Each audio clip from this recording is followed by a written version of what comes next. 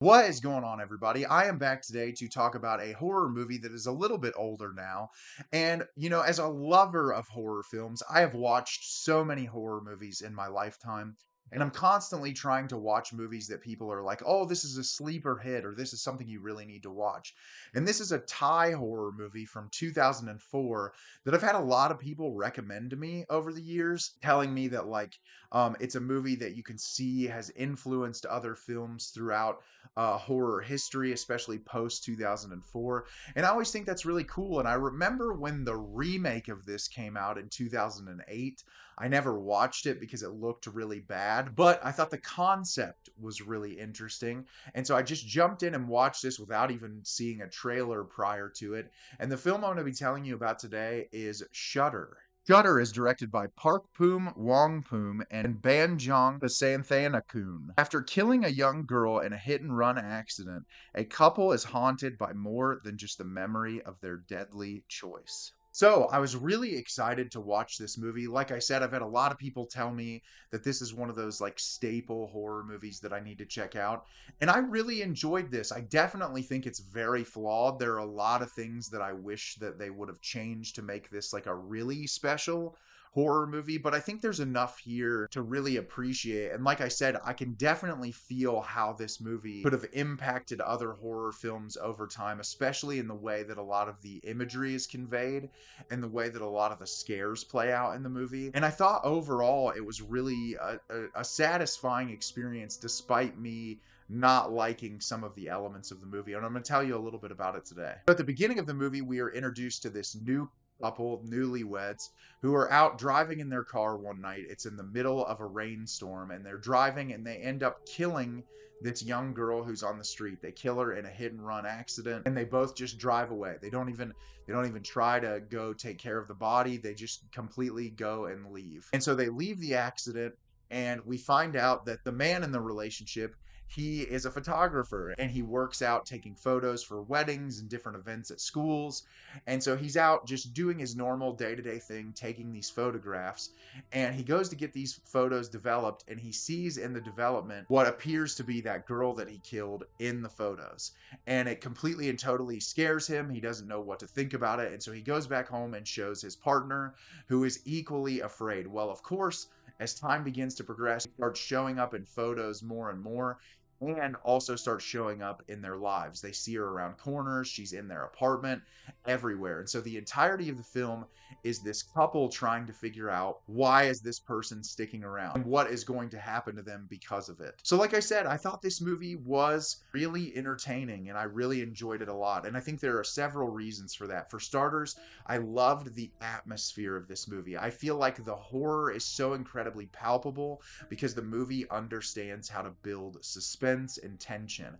It starts off very little, seeing the images of this woman in the photos, and it just grows and grows and grows into really horrific scenes. There's one in particular in the room in the man's house where he's developing his photos, where the girl climbs out of the sink in the room, and I just thought that that was like a really incredible and horrific image. And that's a lot due to the patience of the cinematographer as well. I don't feel like this movie relies super heavily on jump scares. It's much more focused on making the viewer stare at images that are incredibly uncomfortable and unsettling. And I think atmosphere is a large part of why this movie is so incredibly entertaining and enjoyable. I love the look of this girl that's like haunting them. I think there's a lot of attention to detail and the practicality of her makeup, and it's just a horrific image. Like honestly, like whenever she would come up on screen, I just thought they did a really nice job making her look so horrifying, and just where they would place her in the frame. There's this really great scene where they're like driving and she shows up on their side mirror, and like it's just really well done, like so well thought out where they're going to place her in specific moments, and that made the movie very enjoyable. I also liked the musical choices in this. I feel like they did a nice job accompanying the film overall, creating very moody and atmospheric tension. And the movie has a big reveal in the third act that is very disturbing and incredibly haunting. But I loved that after they showcased that reveal, what's happening to the lead character, it's so incredibly symbolic of like people who commit horrible acts and crimes, and how that sticks around with them, how it weighs on their consciousness forever. And I just thought the allegory behind that, it was just so well executed, and it really, like, I couldn't stop thinking about it after it was over. And I think that, like, the way it's subtly incorporated scene after scene to where you get that big reveal in the third act, it was just so well done. I never would have expected it, and it really made me uncomfortable. Like, the last, like, probably 15 minutes of this movie, really unsettling and disturbing. And I think that, like, it's such a fascinating story that taking you to the finish line, the directors do a really nice job with that. My issues with this movie, the pacing isn't perfect. I feel like there are some moments that I feel like they could have cleaned up some scenes and made it a little bit more streamlined, especially early on. Like, some of the tone changes can be a little jarring, but that's a pretty minor critique. And then the other thing is, some of the performances in this movie are not great, especially like the girlfriend or the wife, the new wife.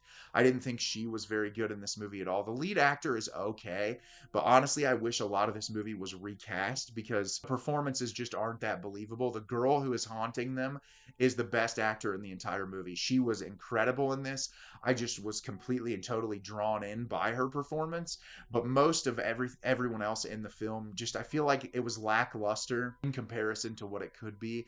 I was surprised there were some elements that made this movie feel like a dated 2004 movie, but there's other things that I feel like make it stand the test of time, but it didn't really find the perfect balance. So because it was a little dated, that kind of took away from the movie for me a little bit. But the performances, especially, like, when you're trying to create a very grounded, real, believable story, when you have people hamming it up and really overacting, sometimes that can make it difficult to sort of settle yourself in and to be able to appreciate it as a whole. And that was a big part of the problem for me, I feel like, with this movie, was just like some of the performances were really bad.